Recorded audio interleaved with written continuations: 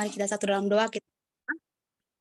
Bapa kami surga, Bapa dalam nama Tuhan Yesus, kami bersyukur Tuhan, kami beroleh kesempatan di siang hari ini, kami mau membaca dan merenungkan akan kebenaran firman-Mu Tuhan.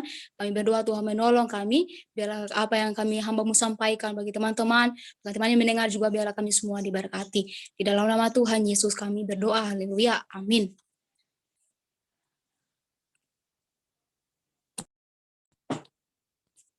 Sekali lagi salam. Langsung saja teman-teman.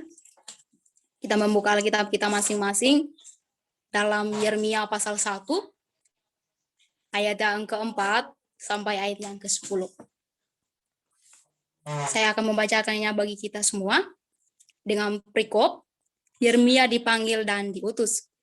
Firman Tuhan datang kepadaku bunyinya, sebab aku membentuk engkau dalam rahim ibumu, aku telah mengenal engkau, dan sebelum engkau keluar dari kandungan, aku telah menguduskan engkau, aku telah menetapkan engkau menjadi nabi bagi bangsa-bangsa. Maka aku menjawab, Tuhan, Allah, sesungguhnya aku tidak pandai berbicara, sebab aku ini masih muda. Tapi Tuhan berfirman kepadaku, janganlah katakan, aku ini masih muda, tetapi kepada siapapun engkau kuutus, haruslah engkau pergi, dan apapun yang kau perintahkan kepadamu, haruslah kau sampaikan. Janganlah takut kepada mereka, sebab aku menyertai engkau untuk melepaskan engkau, demikianlah firman Tuhan. Lalu Tuhan mengulurkan tangannya dan menjamah mulutku. Tuhan berfirman kepadaku, sesungguhnya aku menaruh perkataan-perkataanku di dalam mulutmu. Ketahuilah pada hari ini aku mengangkat engkau atas bangsa-bangsa dan atas kerajaan-kerajaan untuk mencabut dan merobohkan, untuk membinasakan dan meruntuhkan, untuk membangun dan menanam. Demikian firman Tuhan yang dikatakan berbahagia adalah setiap kita yang membaca dan merenungkan akan kebenaran firman Tuhan dan kita melakukannya dalam hidup kita setiap hari. Teman-teman yang dikasihi oleh Tuhan kita Yesus Kristus, di sini saya berikan tema direncanakan dari semula. Kita perlu tahu tentang latar belakang akan kitab Yeremia. Latar belakang kitab Yeremia ditulis oleh Yeremia sendiri dengan tema utama kebijakan Allah terhadap bangsa-bangsa yang memiliki 52 pasal dan 1340 ayat. Teman-teman yang dikasihi oleh Tuhan kita Yesus Kristus, menjadi nabi pada usia muda adalah suatu tantangan dalam hidup. Atau menjadi pemimpin pada usia muda bukan satu hal yang mudah. Tetapi jangan takut dan bimbang akan panggilan Tuhan, karena Tuhan memilih dan Tuhan memanggil seseorang, maka Tuhan akan menyertai. Teman-teman yang dikasihi oleh Tuhan Yesus, tema yang akan kita bahas bersama-sama adalah direncanakan dari semula. Jadi firman Tuhan yang sudah kita baca bersama-sama adalah panggilan Tuhan bagi Yeremia untuk menjadi nabi bagi bangsa-bangsa. Kita masuk dalam poin yang pertama. Memilih berdasarkan kasih karunia. Teman-teman bisa melihat di ayat yang kelima. Tuhan memilih dan Tuhan memanggil kita maka adanya sebuah tujuan. Tuhan memilih dan Tuhan memanggil maka adanya sebuah tujuan. Teman-teman yang dikasihi oleh Tuhan Yesus, kita dipilih bukan siapa kita. Tapi kita dipilih berdasarkan kasih karunia Allah. Kita dipilih bukan kita hebat, kita dipilih bukan kita kaya, maka Tuhan memanggil kita. Tetapi kita dipilih Tuhan karena kasih karunia Allah. Teman-teman yang dikasihi oleh Tuhan Yesus, jadi ketika teman-teman dan saya dipilih oleh Tuhan, maka adanya sebuah tujuan. Teman-teman bisa melihat di ayat yang kelima. Jelas dikatakan bahwa jauh sebelum kita ada di dunia ini, Allah telah lebih dahulu menyertai kita. Allah telah lebih dahulu mengetahuinya. Bahkan Dia sendiri merancang bagaimana kita hidup. Bagaimana kita lahir, bagaimana orang tua kita siapa, kebangsaan mana, warga mana, itu semua telah ditetapkan oleh Tuhan. Jadi kita hidup,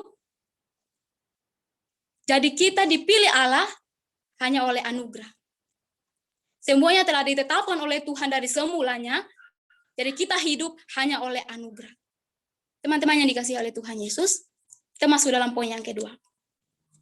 Dipilih dan dipulihkan. Di ayat yang ke-6 dan ayat yang ke-9. Di bagian yang kedua ini, kita lihat pergumulan akan anak-anak Tuhan ketika memberi diri untuk melayani akan Tuhan. Dalam bacaan ini, Yeremia dipilih dan ditetapkan Tuhan untuk melayani akan Tuhan. Ketika dalam bacaan ini juga Yeremia dipilih dan ditetapkan oleh Tuhan untuk pekerjaan Tuhan, tetapi Yeremia masih membuat banyak alasan untuk menghindari akan panggilan Tuhan. Teman-teman yang dikasihi oleh Tuhan Yesus, ketika Yeremia menghindari akan panggilan Tuhan, lalu apa yang dikatakan Tuhan di bagian kedua ini? Teman-teman bisa melihat di ayat yang ke-7 dan ayat yang ke-9.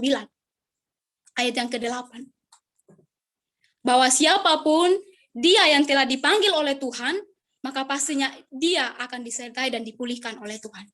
Teman-teman yang dikasihi oleh Tuhan Yesus, apa yang digumuli saat ini membuat teman-teman ragu dan takut dalam melayani Tuhan. Mungkin kita seperti Yeremia, tidak pandai berbicara karena kita masih muda. Kita masih muda atau kita merasa saya tidak pantas untuk melayani Tuhan. Maka solusinya hanya satu. Datang kepada Tuhan, bawa semua akan kelemahan-kelemahan itu dengan kesungguhan hati, meminta supaya Allah menjamah akan bagian-bagian yang terlemah kita. Dan pada akhirnya, keadaan kita dipulihkan oleh Tuhan. Teman-teman yang dikasihi oleh Tuhan Yesus Kristus, Tuhan memanggil, ia juga akan mengutus. Tetapi tidak sampai pada di sini saja. Tetapi ketika Tuhan memilih dan Tuhan pulihkan akan setiap keadaan kita, maka Tuhan pun juga dipulihkan sehingga kita juga terus menjadi alat keselamatannya Tuhan. Dan sehingga kita menjadi sungguh-sungguh untuk melayani Tuhan. Kita masuk dalam poin yang ketiga. Menjadi nabi bagi bangsa-bangsa.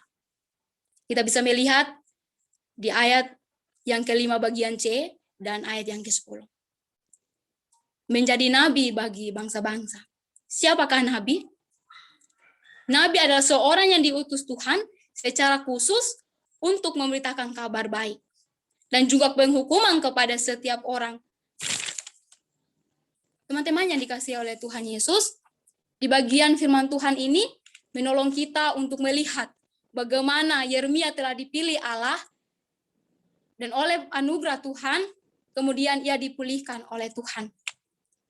Dengan semua keterbatasan, semua kelemahan, sehingga ia tidak lagi ragu dalam memberitakan Injil. Lalu setelah itu adanya juga janji Allah bahwa ia akan menyertai dia. Tetapi Tuhan juga menjadikan dia nabi bagi bangsa-bangsa. Teman-teman yang dikasihi oleh Tuhan Yesus, artinya bahwa ia mendapat kedudukan yang sangat istimewa di hadapan manusia, di hadapan Tuhan dan juga di hadapan manusia. Teman-teman yang dikasihi Tuhan Yesus, jadi seorang nabi, ia akan mengatakan apa yang Tuhan katakan. Kalau itu adalah penghukuman, maka tentunya saja isi yang disampaikan adalah penghukuman kepada orang tersebut. Tetapi kalau itu berisi berkat, maka itu adalah suatu kebaikan yang dinyatakan. Jadi inilah maksud perkataan menjadi nabi bagi bangsa-bangsa. Teman-teman yang dikasihi Tuhan Yesus, apa yang mau kita pelajari dari bagian ini? Ketika kita sudah diselamatkan oleh Tuhan, kita juga harus menjadi orang yang telah diselamatkan oleh Tuhan, maka kita juga bisa menjadi nabi bagi bangsa-bangsa lain. Dengan cara apa? Itulah kita memberitakan Injil.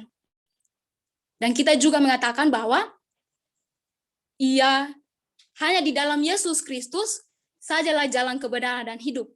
Dan tidak ada yang lain selain pada Yesus Kristus. Kesimpulannya bagi kita, kiranya kita terus memiliki hati terus untuk berkobar-kobar untuk melayani Tuhan. Ketika kita sudah dipulihkan oleh Tuhan dengan setiap keterbatasan kita tidak usah takut lagi, gentar lagi, karena kita punya Tuhan Yesus.